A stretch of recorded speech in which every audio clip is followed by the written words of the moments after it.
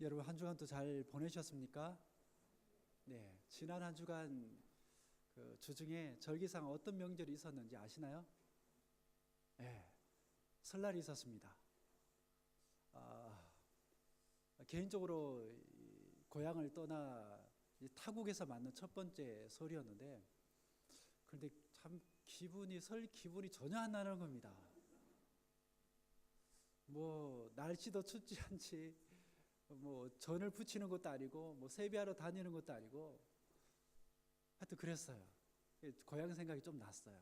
그래서 고향에 계신 부모님과 영상으로 이제 통화를 하면서 이제 그런 아쉬운 마음들을 조금 달래는 시간을 가지기도 했었는데, 여러분 모두 건강하시고 행복하십시오. 네, 행복하십시오. 정말 행복하시고 정말 건강했으면 좋겠습니다. 우리 모두는 떠난 자들입니다. 고향을 떠나고 나라를 떠난 사람들이에요. 그래서 이 본문에 등장하는 이 아브라함의 마음을 그 누구보다도 잘 이해하는 사람들이라 할 수 있습니다. 여러분 오랫동안 살던 삶의 터전을 떠나서 별로 정보도 없고 모든 것이 낯설며 아는 이도 하나 없는 이곳으로 오셨을 때 여러분 기분이 어떠셨나요? 정말 무엇을 하며 살아야 할지, 어떻게 살아야 할지 참 막막했을 겁니다. 어떻게 이곳으로 오실 때 쉽게 발걸음이 떨어지셨습니까? 룰루랄라 하면서 와 좋다 그렇게 휘파람이 절로 불어주시던가요? 예. 의외의 답이 나왔습니다. 예, 그런 분도 계실 것 같고요. 어떤 분은 마음이 불편하고 좀 두려워서 꼭 가야 하나? 안 가면 안 되나? 그런 염려가 되는 분들도 계셨을 것 같아요. 오늘 우리가 함께 읽은 본문에서 우리와 비슷한, 아니 그 상황보다 더 심한 한 사람을 만나게 되는데 바로 아브라함입니다. 이 아브라함은 갈대아 우르에 살던 평범한 남자였어요. 이 사람은 그곳에서 오래 살았고 아마도 부유했으며 또 안정된 삶을 살았을 것 같습니다. 또 같은 지역 출신인 사레라는 아리따운 여인을 만나 결혼도 했는데 불행하게도 그녀가 아이를 낳지 못했고, 또 그의 아버지 데라가 나오는데 여호수아 24장 2절에 의하면 그는 하나님을 믿지 않던 우상 숭배자, 그것도 자기 아들도 아버지가 그랬으니까 이 아들도 마찬가지였을 겁니다. 그가 언제 어떻게 하나님을 만나 믿게 되었는지 성경이 우리들에게 정확하게 얘기를 해주고 있지 않아서 우리는 잘 모르지만 창세기 12장 1절에 보면 하나님이 이 아브라함을 부르시는 장면이 나오는데, 그 장면에서 이 아브라함이 하나님을 첫 번째 만난 순간이었는지 아니면 그 전부터 하나님을 믿고 있었는지 우리는 잘 알 수가 없습니다. 어쨌든 어느 날 그는 자기 인생을 완전히 바꾸는 한 사건을 경험하게 됩니다. 바로 하나님의 음성을 들은 거죠. 하나님께서 그에게 너는 너의 고향과 친척과 아버지의 집을 떠나 내가 내게 보여줄 땅으로 가라 말씀하십니다. 이것은 그야말로 청천벽력과도 같은 말이었어요. 조상 때로부터 대대로 살아오던 그 정든 땅을 떠나라니, 이 무슨 날벼락과도 같은 이야기입니까? 그것은 자신의 안정된 산업이 있고 친한 친구들이 있고 또 친척들이 있는 땅이었어요. 또 그리고 오랜 기간 동안을 통해서 익숙해진 관습과 문화가 있는 곳이었습니다. 그런 곳을 떠난다라는 것은 너무나 어려운 일이고 쉬운 결정이 아니에요. 그런데 하나님이 떠나라고 했을 때 이 아브라함의 마음은 심히 혼란했고 흔들렸을 겁니다. 아니, 굉장히 충격을 받았을 것 같아요. 게다가 그를 더욱 당황하게 만든 것은 하나님이 자기 보고 너 어디로 가라 라고 말씀도 안 해주신 거예요. 목적도 얘기를 안 해주셨습니다. 물론 하나님의 입장에서는 모든 계획이 다 서 있었겠지만 그 명령을 듣는 입장에서는 하나님이 거의 막가파 수준의 하나님, 무대뽀 같은 하나님으로 그렇게 느껴졌을지도 모르겠어요. 따지고 보면 그냥 집만 챙겨서 나오면 된다는 식의 명령이었던 것 같아요. 그러니 얼마나 황당했겠습니까? 또 당황도 했을 것 같아요. 자신에게뿐만 아니라 자신의 아내에게도 동일한 명령을 했다면 문제가 없지만 자기에게만 하셨으니까 이 얘기를 또 아내에게 어떻게 얘기를 하나, 또 어떻게 설득을 시킬까? 여기 계신 분 중에 이곳으로 가자고 그렇게 아내에게 설득하면서 어려운 시간을 보낼 분들도 아마 계셨을 것 같아요. 그러니까 그 자체도 자기에게 부담이 되는 겁니다. 게다가 고향 땅에서 지금까지 쌓아왔던 경제적이고 사회적인 그 모든 것들을 내려놓는다라는 것은 쉬운 일이 아니에요. 그래서 이런저런 고민들 때문에 한동안 아브라함은 한숨만 그렇게 내쉬었을 것 같아요. 이처럼 익숙해진 것들과 결별을 한다는 것은 정말 쉽지가 않습니다. 자신을 지금까지 지켜주었던 그 안전지대를 떠난다는 건 보통 일이 아닙니다. 일반적으로 사람들은 안정을 추구하며 삽니다. 꼭 그렇게 해야 한다는 당위성이 없으면 길을 쓰면서까지 변화를 주려고 애쓰지가 않아요. 특히나 본문에 나와 있는 이 아브라함처럼 나이가 많이 든 사람은 새로운 시도나 새로운 영역으로 옮기려고 하지 않습니다. 그게 인간의 습성이에요. 그러나 하나님은 아브라함에게 그 익숙한 것들로부터 떠나라고 하십니다. 참된 축복을 경험하기 위해 하나님께서 아브라함에게 너는 네가 서 있는 그곳, 그 안전지대에서 떠나라고 말씀을 하고 있습니다. 오늘날도 하나님께서 이렇게 사람을 부르십니다. 그분은 우리에게 모든 익숙한 것들을 뒤로하고 하나님이 새롭게 지시하는 땅으로, 새로운 삶의 방식으로, 새로운 목적을 향해 떠나라고 그렇게 하십니다. 뿐만 아니라 우리 교회를 향해서도 그렇게 외치고 계세요. 그러나 그것은 결코 쉬운 일이 아닙니다. 그것을 받아들이기에 쉬운 부르심이 아니라는 거예요. 아브라함이 겪었던 이러한 갈등과 고민을 우리가 이러한 시간을 통해서 잠시나마 상상을 해볼 수 있기를 원합니다. 아마 그는 잠을 자지 못하고 이런저런 생각을 계속해서 했을 겁니다. 또 꼭 떠나야 합니까? 라고 하나님께 되물었을지도 모르겠어요. 그렇게 그의 고민은 갈수록 더 깊어졌을 겁니다. 사방으로 보이는 고향의 정겨운 풍경과 아무것도 모르고 이웃들이 자신에게 보내는 그 친절한 미소는 그의 마음을 더욱더 힘들게 했을 거예요. 혹시 이곳에 계신 여러분 중에 떠나라는 하나님의 부르심에 직면해 보신 분 있으십니까? 아니면 현재 그런 분 있으십니까?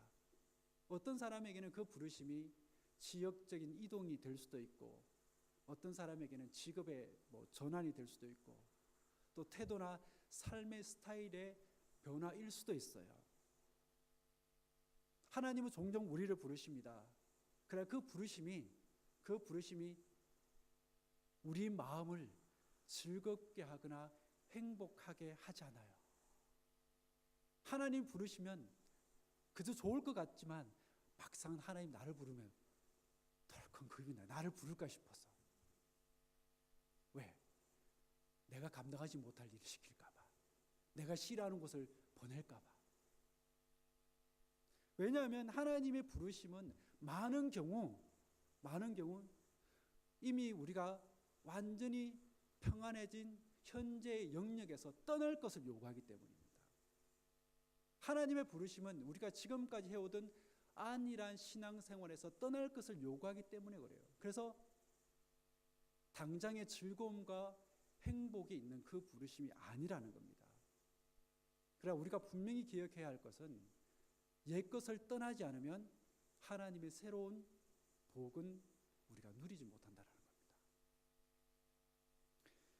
고향과 친척, 그리고 아버지의 집을 떠나서 내게 보여줄 땅으로 가라 명하시는 하나님의 그 부르심은 2절과 3절에서 다섯 가지 명령과 약속으로 이 아브라함에게 주어집니다. 그 약속은 먼저 그로 하여금 큰 민족을 이루어 주겠다라는 겁니다. 이것은 아브라함이 하나님의 백성인 이스라엘의 민족의 조상이 되게 하겠다라는 거고, 둘째는 그로 하여금 복을 주겠다라는 거고, 세 번째는 그에게 창대하게 하겠다. 그의 이름을 창대하게 하겠다. 이 세 가지 약속을 주신 후에 하나님께서는 1절에 떠나라는 명령에 한 가지를 더 붙이십니다. 그게 뭐냐면 복이 되라. 즉 복의 통로가 되라는 겁니다. 그런데 떠나라는 명령과 복이 되라는 명령 가만히 보면 별로 상관이 없는 것처럼 보여요. 그런데 또 가만히 생각해 보면 굉장히 밀접한 관계가 있습니다. 무슨 말이냐면 아브라함이 떠나지 않고 고향과 친척과 아버지의 집에 그대로 눌러붙어 있으면 축복의 통로의 삶을 살 수가 없어요. 또 떠나면 하나님의 축복의 통로로서 삶을 살 수가 있다는 겁니다. 2절에 나오는 세 가지의 약속이 떠나라는 명령과 관계가 되어 있는 약속이라면 3절의 두 가지 약속은 복이 되라는 명령과 관계가 있습니다. 그 첫 번째 약속이 너를 축복하는 자에게는 내가 복을 내리고 너를 저주하는 자에게는 내가 저주하리니. 그러니까 아브라함을 지원하고 그 아브라함의 믿음을 인정하는 자는 복을 받게 되겠지만 아브라함을 무시하거나 그를 핍박하는 자는 그에 상응하는 대가를 치르게 될 것이다. 이렇게 말씀하고 계십니다. 3절의 두 번째 약속은 땅의 모든 족속이 너로 말미암아 복을 얻을 것이다 라고 얘기합니다. 이것은 아브라함의 자손인 예수 그리스도를 통해서 온 족속과 백성이 구원의 복음을 듣게 될 것이라는 얘기입니다. 이제 아브라함은 선택의 기로에 서 있습니다. 하나님의 약속을 믿고 떠나서 그분이 주시는 복을 누리고 축복의 통로에서 삶을 살 것인가? 아니면 지금까지 살아왔던 그 익숙한 땅에서 지금까지 살아왔던 삶의 방식으로 그저 그렇게 살다가 죽을 것인가 하는 선택의 기로에 서 있습니다. 그냥 그렇게 그곳에 머문다면 지겨울 정도의 편안함은 누릴 수 있을지 몰라요. 모든 사람들이 사는 것처럼 다 그렇게 살면 순간적인 즐거움과 행복은 가끔씩 누릴 수 있을지는 몰라요. 그런데 삶의 의미는 어떨까요? 또는 영향력은 어떨까요? 그런데 안타까운 것은 아브라함은 이 둘을 다 선택을 할 수 없습니다. 하나를 선택하면 하나를 포기해야 합니다. 어찌 되었든 간에 어느 것을 선택하든지 간에 그에 따르는 희생은 치러야 됩니다. 그렇기 때문에 아브라함이 고민을 하게 되는 거예요. 어떡할까? 이것을 선택하자니 이게 걸리고 이걸 선택하자니 이게 걸리고 무엇이 자신의 인생에 더 나은 결과를 만들어낼지를 고민을 하며 스스로에게 질문하고 또 질문을 껐습니다. 그러는 과정 중에서 하나님이 자기에게 말씀해 주신 그 약속을 진지하게 생각도 했을 거고요. 이 약속 정말 믿을 만한 것인가? 이 약속을 주신 하나님 정말 신뢰할 만한가? 이 약속 내 인생의 전부를 걸 만큼 그렇게 매력적이고 위대한 약속인가? 를 생각하면서 그는 집안 주위를 왔다 갔다 하면서 그런 고민의 시간을 보냈을 겁니다. 또 하나님이 말씀하신 그 약속을 곱씹어 보았을 거예요. 여기 있는 우리 역시 아브라함이 처한 상황과 같은 그런 상황의 측면에 있음을 우리는 고백하지 않을 수 없습니다. 왜냐하면 우리의 삶의 순간순간은 무엇을 선택해야 하나 하는 그런 문제를 안고 살아가기 때문입니다. 우리는 안락하고 재미도 있으며 돈도 좀 모을 수 있지만 삶의 의미나 영향력이 없는 평범한 삶을 선택할 수도 있어요. 아니면 무모해 보이지만, 위험 부담이 있어 보이지만, 불편함과 어려움이 있어 보이지만 하나님의 말씀을 믿고 과감히 안전지대를 떠나서 새로운 시도를 해보고 믿음의 모험을 하면서 하나님이 우리에게 주시는 그 벅찬 복을 누리며 그 복의 통로가 되는 삶을 선택할 수도 있습니다. 그런데 대부분의 사람들은 그 어떤 손해도 보지 않으면서 이익을 취하려는 길을 모색합니다. 그러나 안타까운 것은 사람의 이런 욕심을 채울 만한 매력적인 방법을 아직도 찾지 못했다라는 겁니다. 우리는 이 둘을 다 가질 수 없어요. 그 둘을 다 가질 수 없는 게 우리의 현실이라면 오늘 여러분들은 어떤 선택을 하길 원하십니까? 어떤 선택을 하느냐에 따라서 여러분의 삶의 질과 방향은 결정이 될 것입니다. 아브라함은 그런 고민 끝에 어떤 선택을 했나요?